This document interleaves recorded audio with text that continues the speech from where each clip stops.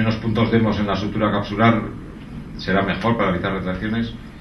Hemos utilizado la capsulotomía lenticular en L, pero yo creo que esta capsulotomía siempre nos invita a realizar una corrección a expensas de la sutura capsular, y a mí realmente no me gusta corregir con la sutura capsular. Si acaso podemos recolocar el extensor, pero sin más lo que tenemos que hacer es cerrar la cápsula. Y el último paso de las partes blandas, que sería partes blandas entre comillas, sería la esostectomía, que siempre tenemos que hacer. Es una esostectomía dorsomedial. Siempre hay una tendencia a quitar excesivo hueso. Daos cuenta que en realidad el hueso que crece aquí es mínimo, y con una resección mínima es suficiente. Por un lado, habíamos protocolizado un poquito la liberación metatarsofalágica. Una vez que ya tenemos el hueso liberado, como veis, estos 5 pasos, pues creo que los deberíamos de hacer todos. Dentro de las técnicas quirúrgicas, en esta primera diapositiva os he planteado un pequeño esquema. Tampoco quiero hacer mucha historia porque creo que no tiene mucho más que contar esto. Teniendo en cuenta un poquito la radiología, que tampoco estoy muy de acuerdo, sí que hay que poner un límite. Entonces puede ser los 15 grados que más o menos todos los autores refieren, para separar lo que es un alus valgus leve o moderado de uno severo. Tener en cuenta también que en el pie aducido pues la graduación es menor. Entonces, en un alus leve o moderado podemos actuar con un Austin y sus modificaciones, o con un SCARF, y en un alus valgus severo podemos actuar con un SCARF, podemos actuar con una osteotomía de base, o podemos actuar con una artrodesis con una metatarsal. Vamos a ver un poquito las técnicas por encima, con sus inconvenientes. También podemos protocolizar las iatrogenias. A este nivel se nos pueden dar 3 casos. Se nos puede dar una recidiva del proceso. Entonces, o revisamos la osteotomía, que a veces se puede revisar la osteotomía, o tenemos que recurrir a una artrodesis. Si tenemos un alus valgus y es reductible, entonces podemos recomponer las partes blandas, y si es rígida tenemos que recurrir otra vez a una artrodesis. Y en casos que hemos hecho una osteotomía de base, o que han hecho una osteotomía de base y nos ha quedado primero hacia arriba, la Z en el plano sagital suele funcionar realmente bien. Repasando un poquito las técnicas, el Austin, todos sabéis lo agradecido que es el Austin. Quizá, y a mi entender, si es un Austin clásico, es una zona un poquito comprometida a nivel vascular, y si tendemos a corregir demasiado, pues siempre tenemos un poco más de riesgo de hacer una necrosis avascular, pues como veis aquí. En este sentido, las modificaciones del Austin con los brazos plantares largos o el brazo dorsal largo siempre nos ayudan a hacer una fijación mejor y evitar un poquito todos estos problemas. La osteotomía de base es una técnica potente para reducir el ángulo intermetatarsal. Se utiliza en deformidades rígidas, a mi entender. La única pega, o lo que tenemos que tener cuidado con este tipo de técnica es que no corrige el PASA, sino que todo lo contrario, lo que hace es lo acentúa. Entonces muchas veces tenemos que recurrir a hacer una osteotomía de base con un Reverdin para neutralizar lo que es el casquete articular. Tener en cuenta que es una técnica que requiere descarga. Quiero decir con esto que siempre hay alguien que dice que pues él no les deja pisar y que no tiene problemas, y bueno, si queremos tender a protocolizar las cosas, yo creo que tenemos que hacerlas bien y por lo menos plasmarlas bien. Luego cada uno que haga lo que quiera, pero por lo menos que esté avisado. Como os he dicho, la osteotomía de base es una técnica, a mi entender, es una técnica compleja que requiere una curva de aprendizaje, yo creo que alta. Como veis, si dejamos pisar, pues bueno, esto se puede romper y se puede elevar. Eso es una catástrofe que nos puede ocurrir como consecuencia de este tipo de técnica. Dentro de este protocolo que vamos a intentar realizar, yo creo que una de las indicaciones más claras de esta osteotomía es el alus valgus pediátrico o el alus valgus juvenil. Como veis aquí, ya Pontius y estos autores ya predicen en el año 94 que hay un 20 a 52% de recidiva.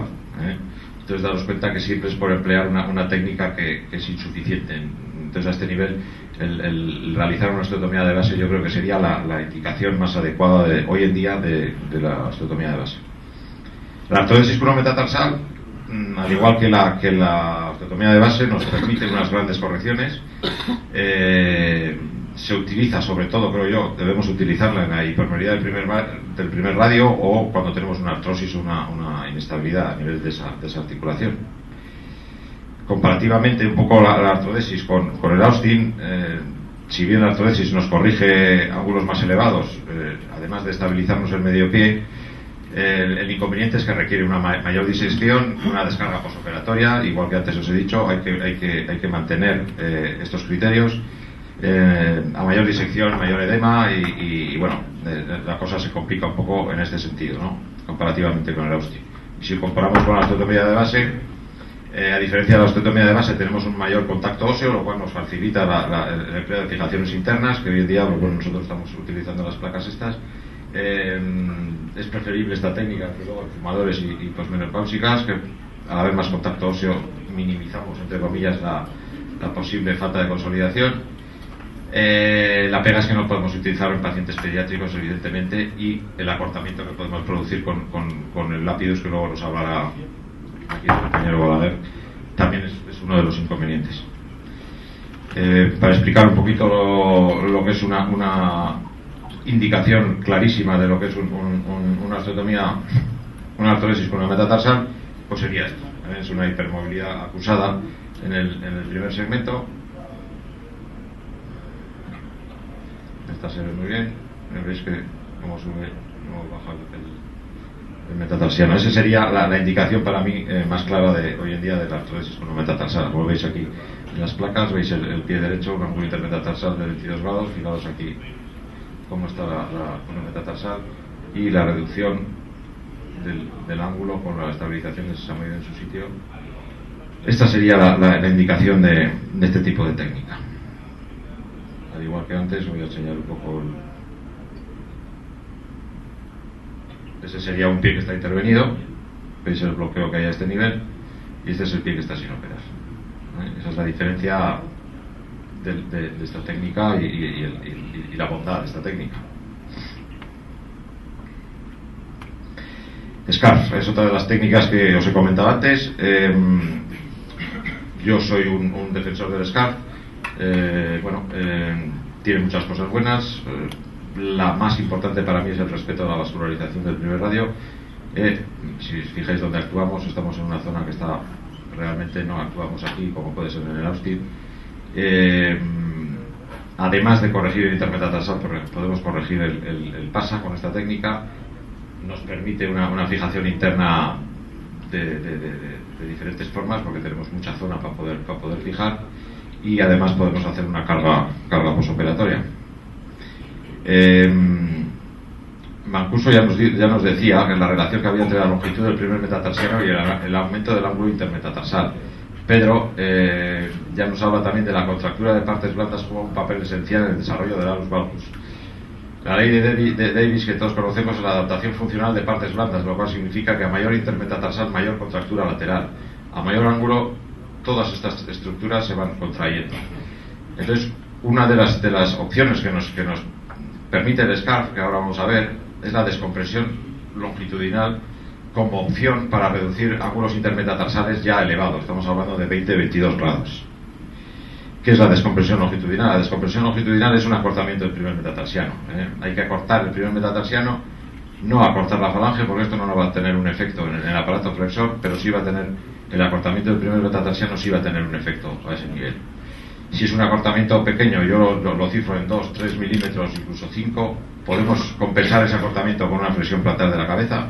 Si hacemos grandes acortamientos, como se puede dar el caso, tenemos que recurrir a realizar una nueva parábola metatarsal. Esta técnica de descompresión longitudinal no es nada más que quitar dos cuñas, una distal y otra proximal. Vendría a ser hacer un Mitchell a nivel distal y quitar otra cuña a nivel proximal. Maestro lo ha dado como su corte de maestro, y vendría a hacer este gesto para descomprimir todo lo que es la articulación metatarsofalángica. Si veis aquí un ejemplo claro, estamos reduciendo el intermetatarsal y dorsiflexionando el dedo. Fijaros que no tiene casi dorsiflexión. Si no acortamos esto, nos quedaría evidentemente una limitación. La técnica consiste en quitar un trocito a nivel proximal y otro trocito a nivel distal, y si os fijáis aquí, la dorsiflexión aumenta considerablemente. Esto es una placa, de este caso es un primer metatarsiano de 5 centímetros, lo hemos dejado en 4,5. Es un intermetatarsal de 24, lo hemos dejado en 10. Entonces, es un poquito, a pesar de que queda un poquito más corto que el segundo, utilizamos una osteotomía de flexión plantar para compensar un poquito este discreto acortamiento. Y la otra técnica que tenemos que tener en mano, porque siempre nos va a sacar no de apuros, pero sí de patologías que, como veremos luego, cada vez se nos están dando más. Entonces, la artrodesis metatarsofalágica, de la que yo, bueno, pues no sé si por suerte o desgracia, cada vez estoy teniendo que hacer más. En casos de recidivas, en alus varus, en deformidades neurológicas y en deformidades complejas, yo creo que es la solución más adecuada. El secreto de la artrodesis, yo creo que es la posición a nivel dorsal. Siempre tenemos que poner paralela al segundo dedo. Por eso, si el segundo dedo tiene alguna patología, es mejor primero operar el segundo dedo y luego hacer la artrodesis. A nivel lateral, el alus tiene que estar paralelo al suelo. Si quieres, el pulpejo puede tocar levemente. Y a nivel sagital, esto es importante, la falange proximal paralela al suelo. Como veis aquí, tenemos un equinismo de la falange, y a este nivel la colocamos paralela al suelo. Casos de artrodesis metatarsofalágica, como siempre veis, son salvadoras de procesos. Esto es una pseudo resección que la terminamos de hacer. Esto es una luxación evidente que, bueno, fijamos con una artrodesis. Esto es un alus limitus, un alus valgus limitus con un proceso artrósico ya instaurado. Que ya sé que en esta sala hay defensores de las prótesis y de las semiprótesis, y bueno, son criterios que también están sobre la mesa y luego los podemos discutir. Como conclusión, daos cuenta que tenemos 5 técnicas encima de la mesa. Tenemos el Austin, que lo podemos utilizar en alus valgus leves. Tenemos el SCARF, que con sus modificaciones nos permite llegar a alus valgus bastante severos. La osteotomía de base yo la tendría siempre en cuenta en alus valgus infantil y juvenil. La artrodesis la tendría siempre en cuenta cuando hay una hipermovilidad manifiesta, y la artrodesis siempre en casos de recidivas o en caso de alus varus o luxaciones manifiestas.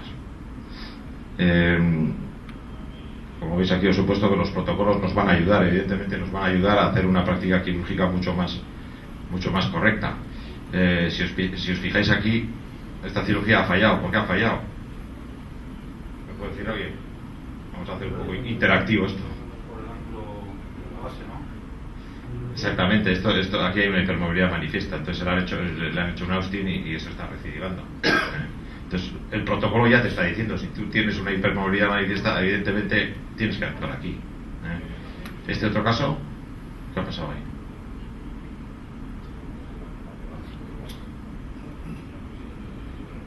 Se ha agotado demasiado, y al hacer una osteotomía de base hemos aumentado el PASA. Y con el A-kit, pues mucho que hagas el A-kit, no corriges. Y este tercer caso, pues bueno, es el típico caso del SCARF, que hay mucha gente que está haciendo SCARF también, pero bueno, sin transposición ósea y seguramente sin liberación lateral, y por mucho que pongas tornillos y historias, pues no funciona. Otros 2 casos más. Este es me imagino yo, un silver con un A-kit, que bueno, tiene la corrección que tiene, que no llega más. Y este es otro caso del SCARF. Aquí no se ha corregido PASA. Se ha transponido un poquito, pero no se ha corregido el PASA. Entonces, claro, te he recibido el proceso. Quiero decir con esto que los protocolos, si los vamos a hacer, es para utilizarlos y no van a fallar. Tampoco es excesivamente complicado, porque como os he explicado, pues son 5 técnicas las que estamos manejando, y yo creo que con esto pues podemos llegar al 100% de los... Os he traído un par de casos, entonces no sé cuántos hay, para, bueno, explicar que los protocolos, bueno, están ahí, pero a veces te tienes que saltar. Fijaros este caso de un chaval a los 10 años como estaba y ya como está, para que luego digan que los panetes no hay que operarlos. Entonces, la placa sería esta.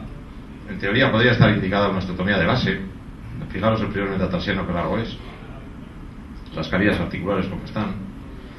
Entonces aquí hemos optado, bueno, dentro de nuestro armamentario de técnicas, pues por hacer una descompresión con el SCARF, un acortamiento. Hemos igualado los 2 radios, incluso en este hemos rotado la cabeza para que alinee con el dedo, y en principio yo creo que con esto es una técnica que en este caso pues es válida. A veces nos podemos saltar el protocolo dentro de unos parámetros. También hay casos que no se pueden protocolizar, porque claro, esto cómo corriges, ¿no? lo que tienes que utilizar es el sentido común un poco en estos casos. Si tienes una luxación tan grande de los dedos con este panículo plantar aquí, lógicamente donde tienes que actuar es a este nivel. Tienes que quitar piel de aquí para que toda esta estructura baje para abajo.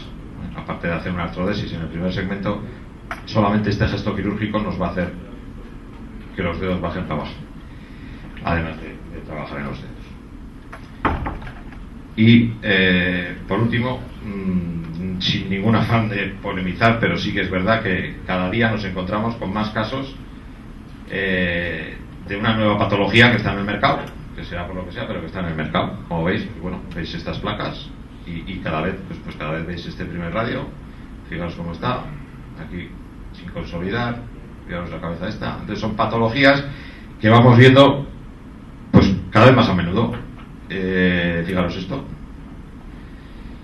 Fijaros esto. Entonces bueno, yo creo que esto no sé si se puede protocolizar o no, pero sí que es un hecho real, que cada vez estamos viendo más estas cosas. Entonces pues habrá que intentar estudiar cómo arremeter contra, bueno, no contra, cómo solucionar esto. Finalmente, como para daros unas recomendaciones, importante siempre pensar en el paciente antes que en la radiografía. Por mucho que hablemos de ángulos, por mucho que hablemos de que está muy bien lo que ha explicado Pedro, todo esto, el paciente es el que manda y muchas veces hay que tratar al paciente, no la radiografía. Sobre todo y ante todo ser meticulosos con la disección, que eso es lo que más satisfacción nos va a dar en nuestra práctica quirúrgica. Mantener los cuidados posoperatorios tal como están protocolizados, yo creo que es también importante. Y en todo proceso de quirúrgico siempre pues utilizar el sentido común que nos va a ayudar. Gracias en mi nombre y en todo mi equipo, que siempre estas cosas se hacen en equipo. Gracias.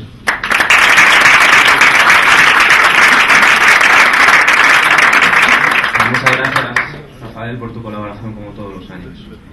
A continuación el doctor Balaguer nos va a hablar. Muy buenos procedimientos, por ejemplo.